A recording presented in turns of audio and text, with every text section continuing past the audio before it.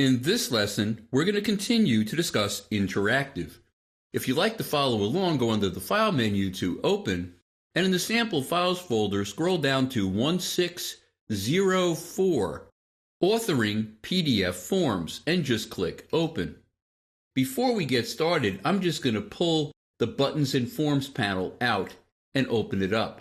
It's the only panel that I'm going to use, so I want to position it so I don't lose anything off the bottom of my movie. Why don't we zoom in a little bit closer with our zoom tool? So just click and drag across the page. And I just wanted to show you that in the interest of time, some of the text fields in the layout have already been created.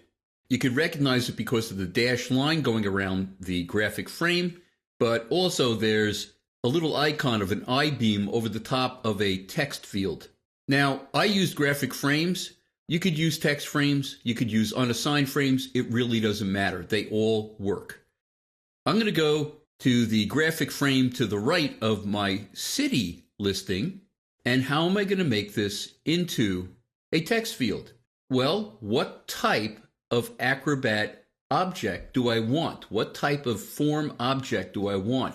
I'm going to go under my Options menu and choose Text Field. Now, all I have to do is name it. I'm going to call it City.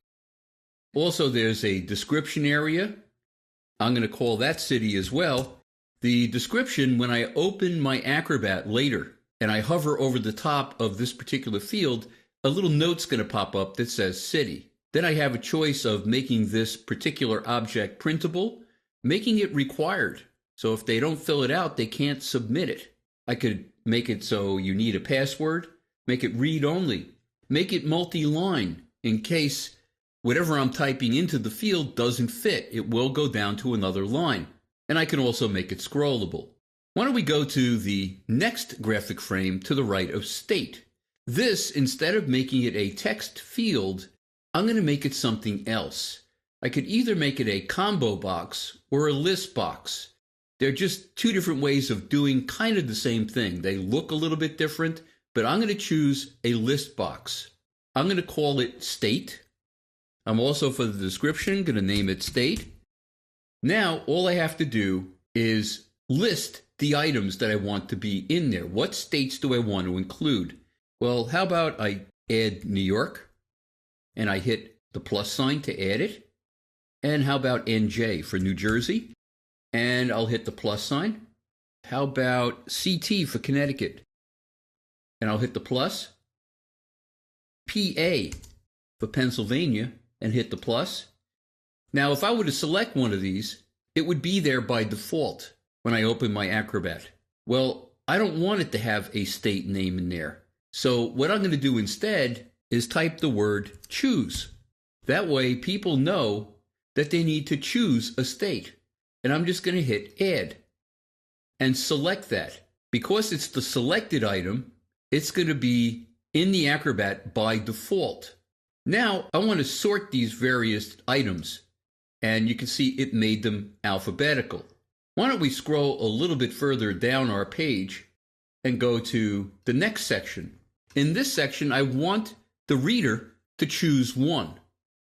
So I'm going to select all of these graphic frames at once and go to the type of form object and choose radio button. That allows them only one choice. If they choose one and then choose something else, the first one will no longer be selected. The next area are actually check marks, so you can check all that apply. If I click on this one, you could see that it is a checkbox. Let me name it and describe it down the bottom over here. We want to create our own. The only one I didn't create a checkbox for is freehand. So why don't we do that? For the type, we're going to choose checkbox. We're going to name it freehand. And we're also going to describe it as the same thing, freehand. And I want to turn it off by default. You can see right now it's checked. I'm going to click normal off. And I want a rollover state. That means when I hover over it, it's going to become a check mark. So I know, oh, I need to click on this to add a check mark, to choose that. And we have a choice of making it printable, required, which means if they don't check this particular one, they can't submit the form. But that's not what we want in this case. And why don't we go down to the last section and select all three of the boxes next to easy, not too hard, very difficult. And we're going to make this as well into a radio button. That way they have to choose just one. We're going to call this learning, and we'll describe it as learning.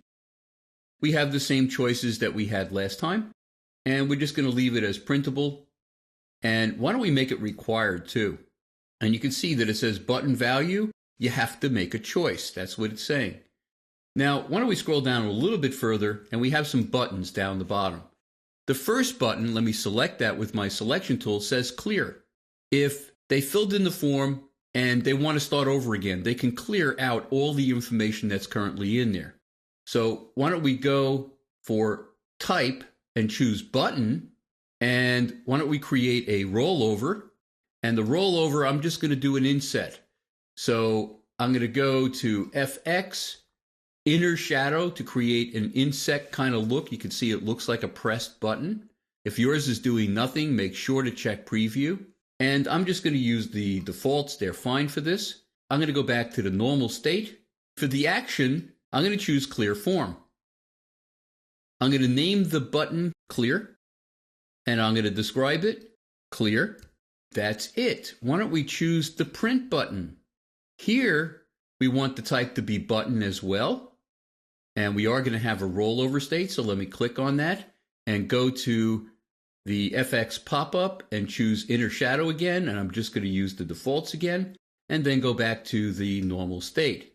The name is going to be print, and description is also print. And what's the action? Well, let's click down on the plus pop-up and go to print form.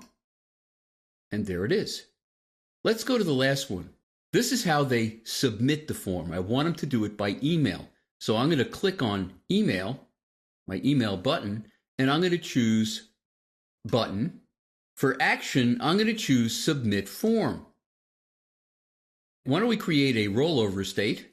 It's going to be the same appearance, so I'm going to go to inner shadow again and just click OK and go back to my normal state. I need to name my button. I'm going to call it submit. Also, the description that would pop up in a pop-up note in the Acrobat itself if I hover over the button.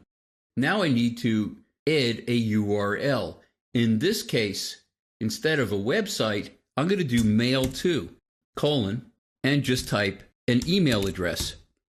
And we're done with our form. To see how it worked, we'll be exporting this layout to Acrobat in an upcoming lesson.